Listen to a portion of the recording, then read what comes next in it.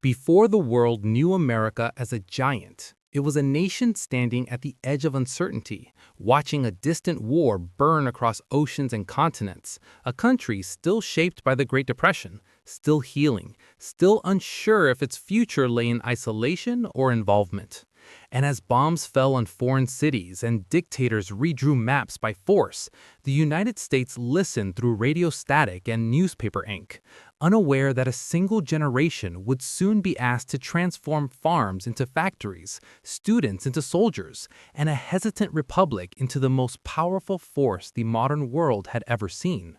Because when World War II arrived at America's door, it did not just change history, it reshaped America's identity forever. In the late 1930s, the United States was not the confident global leader later generations would assume it had always been, because the scars of the First World War were still deep, the graves in Europe were still remembered, and millions of Americans believed that crossing oceans to fight foreign wars had been a tragic mistake, a belief reinforced by the economic collapse of 1929 that left families struggling to survive at home, with factories closed, farms failing, and unemployment lines stretching through American cities. While across the Atlantic, Adolf Hitler rebuilt Germany into a military power, and in Asia, Imperial Japan expanded aggressively, yet Washington remained cautious, passing neutrality acts to limit involvement and reassure a public that wanted peace above all else. And President Franklin D. Roosevelt, though deeply concerned by the rise of fascism, had to balance his warnings with the reality of an electorate that feared war as much as poverty. Even as events moved faster than politics, with Germany invading Poland in September 1939 and Europe descending into conflict once again, prompting Britain and France to declare war while America watched from afar, officially neutral, but increasingly aware that the world order it relied upon for trade and security was collapsing. And as the months passed, Roosevelt sought ways to support the Allies without pulling the nation directly into combat, leading to policies like cash and carry and later Lend-Lease, which allowed the United States to supply weapons, food, and equipment to nations fighting Axis aggression.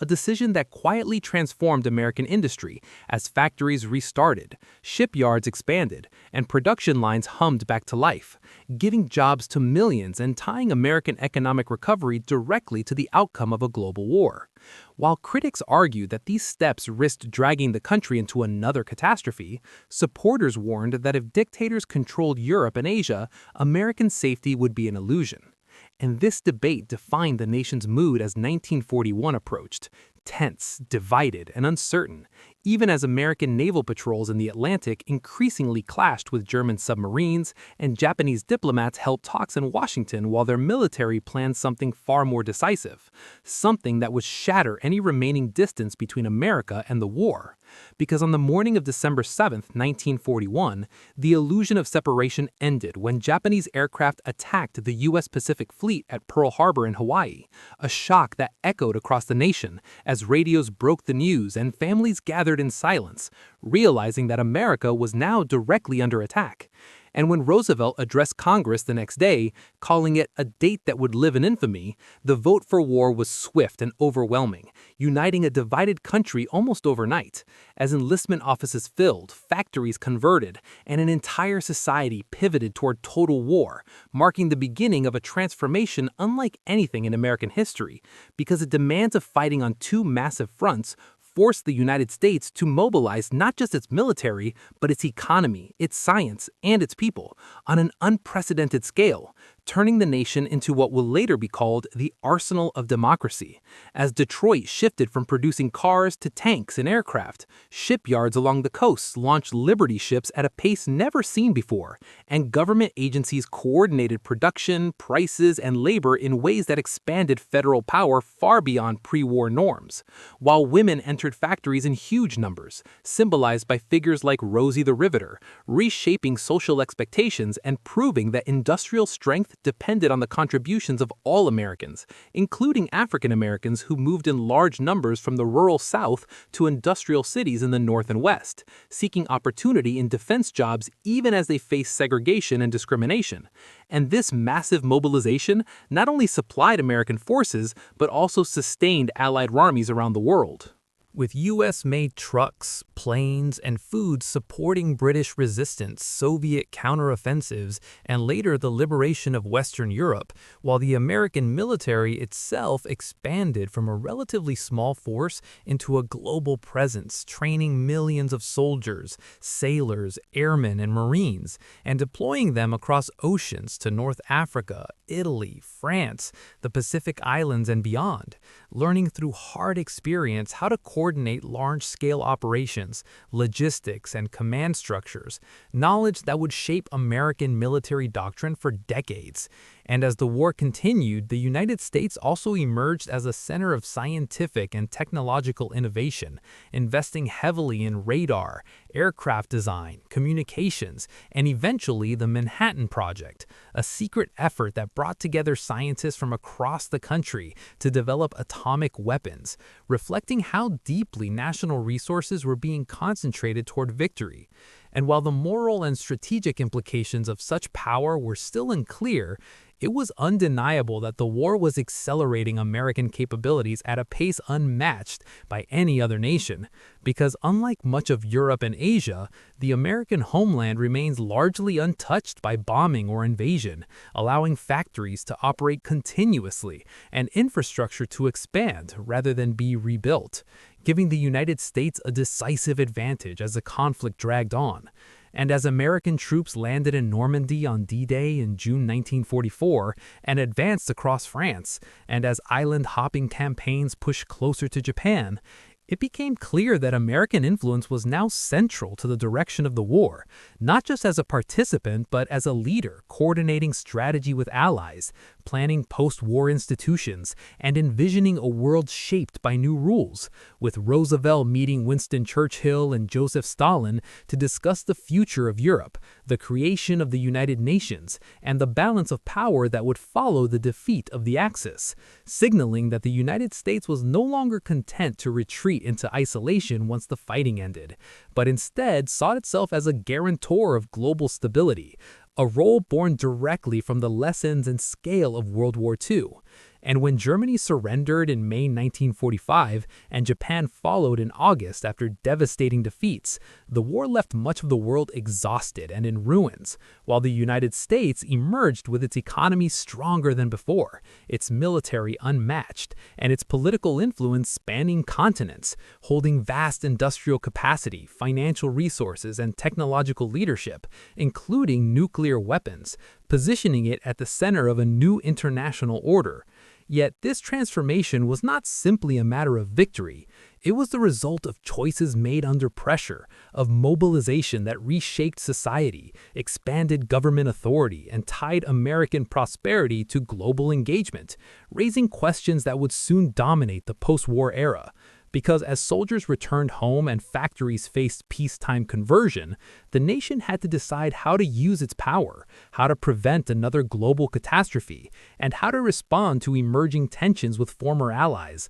especially the Soviet Union, tensions already visible even as the celebrations of victory faded. And at this critical moment, with America standing taller than ever before, yet facing an uncertain future shaped by its newfound strength, the question remained whether this superpower would bring lasting peace or open the door to a new kind of global struggle, a question that hung heavily in the air as the world entered the uneasy calm that followed the guns of World War II falling silent. As victory celebrations gave way to reality, the United States faced a world transformed by destruction and exhaustion, with Europe's cities damaged, its economies broken, and its political future uncertain, while Asia struggled under the weight of occupation, famine, and instability. And in this vacuum of power, the United States stood almost alone with the capacity to act, because its factories were intact, its workforce experienced, and its financial system dominant,